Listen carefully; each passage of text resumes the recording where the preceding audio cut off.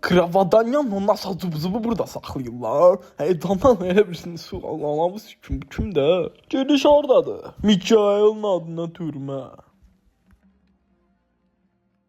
Topaz değil İsveç, kafçenti yollayıp. Ne sikim topazımız böyle? Darmışım böyle.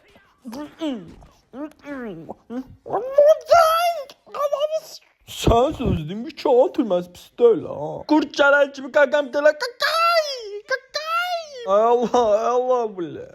Bir canım el eləyirəm ha. Kakatsuko ben belə eləyirəm. Ha bunlar yoxdur kanka. Oy bala.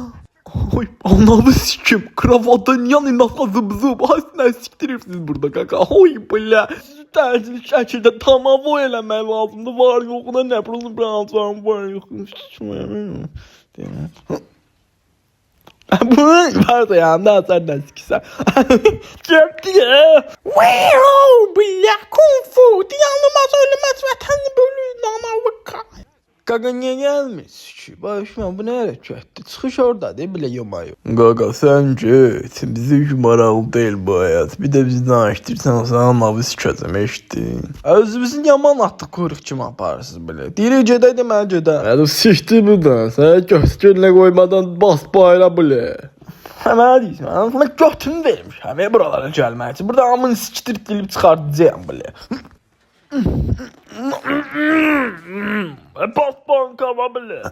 Turşu xiyar, mənə deyirsən, yaşıl qanda, yəni gəl götürünə qoy.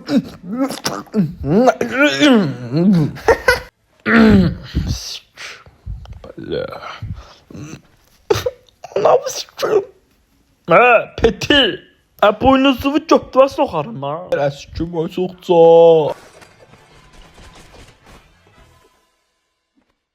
Kurtay oldum belə də.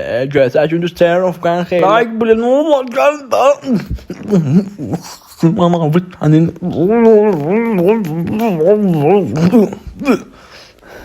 Sənə dedim axı. Kərəm ananı.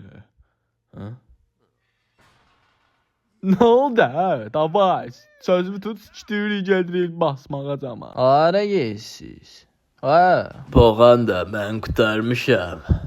Sen de kurtar. Ha? Kurtar. Ne değil ya bu? Ay bula. Söz mülksüz aşağı. Siz kurtarmamışsınız. Batırmışsınız ha kökey.